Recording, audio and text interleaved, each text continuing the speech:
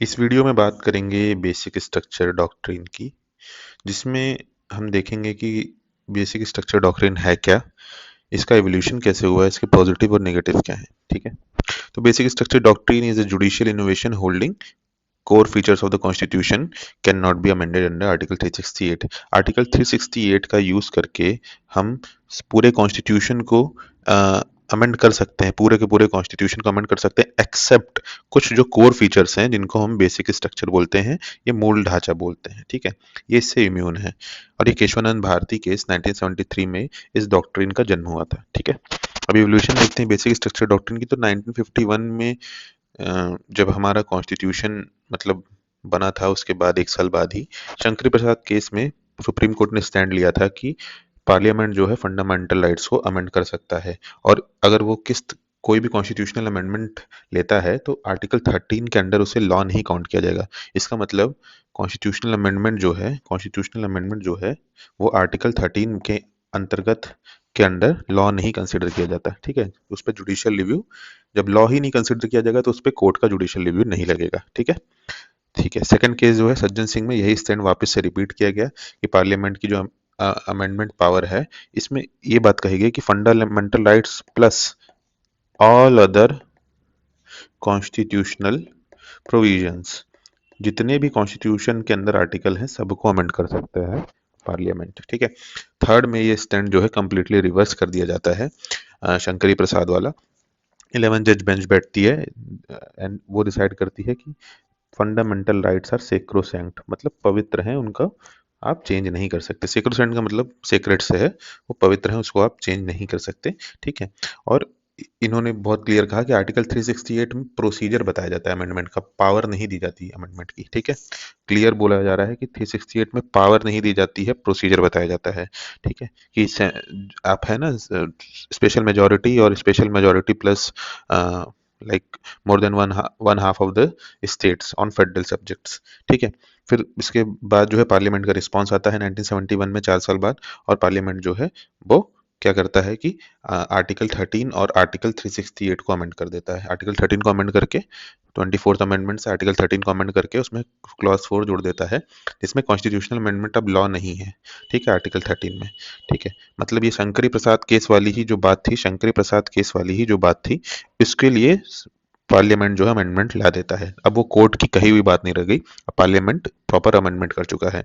अब amended article 368 जो है वो पार्लियामेंट को पावर देगा किसी भी पार्ट को ऑफ कॉन्स्टिट्यूशन को अमेंड करने की, इंक्लूडिंग फंडामेंटल राइट्स। तो ये वाली बात जो है वो शंकरी प्रसाद केस की हो गई, जो पीछे की थी, और ये वाली बात जो है वो सज्जन सिंह केस की हो गई। ठीक है, दोनों के लिए पार्लियामेंट ने अमेंडमेंट ला दिया। ठीक है, अब क्या है, केशवानंद भारती में 24th अमेंडमेंट को अपहेल्ड करता है कोर्ट। ठीक है, और इसको क्योंकि ओवरटर्न करना है गोलकनाथ जजमेंट के डिसीजन को कि फंडामेंटल राइट्स आर सेक्रोसैंक्ट, मतलब उनको चेंज नहीं किया जा सकता, इसलिए उससे बड़ी बेंच बनाते हैं। उससे बड़ी बेंच बनाते हैं 13 जज बेंच, उसमें 11 जज बेंच थी गोलकनाथ केस में। ठीक है, और भी बोलता है कोई भी पार्ट जो है वो पार्लियामेंट अमेंड कर सकता है कॉन्स्टिट्यूशन का, एक्सेप्ट द बेसिक स्ट्रक्चर। ठीक है, तो यहाँ से बेसिक स्ट्रक्चर डॉक्ट्रिन का जन्म होता है। फिर पार्लियामेंट का रिस्पांस अगेन आता है 39 कॉन्स्टिट्यूशनल अमेंडमेंट। उसमें बोलते हैं कि इलेक्शन जो है प्रेसिडेंट, वाइस प्रेसिडेंट, पीएम और स्पीकर, जितनी भी एग्जीक्यूटिव पोजीशन है कॉन्स्टिट्यूशन लेवल पे, एग्जीक्यूटिव पोजीशन मेन मेन है। ठीक है, इनके इलेक्शन से रिलेटेड अगर कोई डिस्प्यूट है वो जुडिशियल रिव्यू के बाहर है। ठीक है, इनके इलेक्शन से जो डिस्प्यूट इनके इलेक्शन में हो जुडिशियल रिव्यू के बाहर है। इसका रीजन सिंपल है, इंदिरा गांधी के इलेक्शन पे डिस्प्यूट कर दिया गया था, इंदिरा गांधी के इलेक्शन को डिस्प्यूटेड कर दिया गया था। ठीक है, जो उन्होंने इमरजेंसी के पहले जो इलेक्शन जीता था उसको डिस्प्यूटेड कर दिया गया था। ठीक है, तो इंदिरा नेहरू गांधी वर्सेस राज नारायण केस होता है, उसमें सुप्रीम कोर्ट क्लियरली जो है वो स्ट्रक कर देता है 39th कॉन्स्टिट्यूशनल अमेंडमेंट के जो कुछ पार्ट्स हैं, उसमें स्ट्रक करके बोलता है कि मतलब जुडिशियल रिव्यू जो है वो बेसिक फीचर है, इसका आप मतलब स्टॉप नहीं कर सकते, इसको आप अमेंड करके रोक नहीं सकते कॉन्स्टिट्यूशनल अमेंडमेंट करके।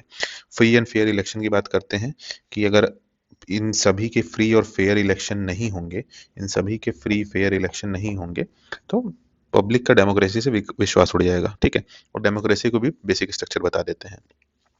अगला केस आता है 1980 में मिनर्वा मिल्स केस, काफी फेमस केस है।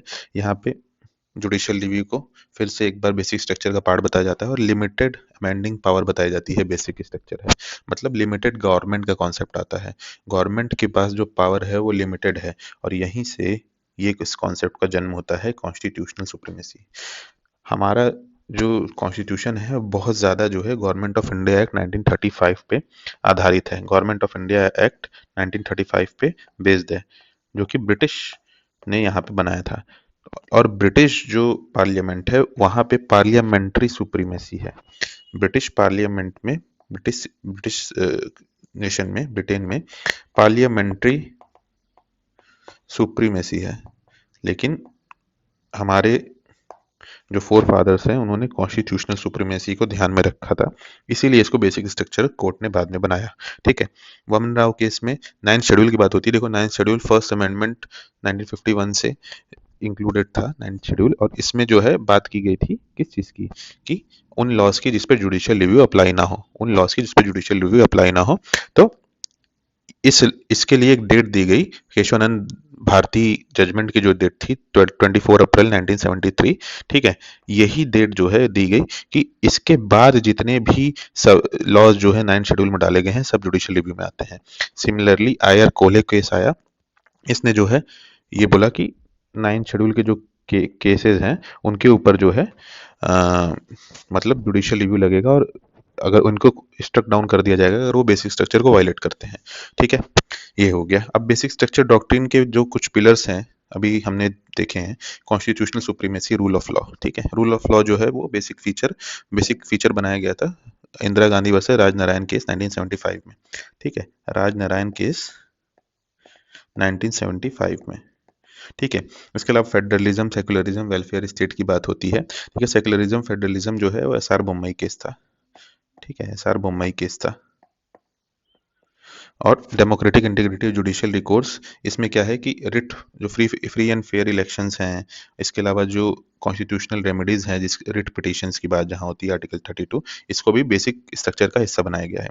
अब इवेल्युएट करते हैं इम्पैक्ट को। इम्पैक्ट देखिए कि ये क्या करता है कि प्रोटेक्शन देता है किसको, सिटीजन्स के राइट को। ठीक है, चेक्स एंड बैलेंसेस के डॉक्ट्रिन में बेसिक स्ट्रक्चर जो है बहुत इंपॉर्टेंट है।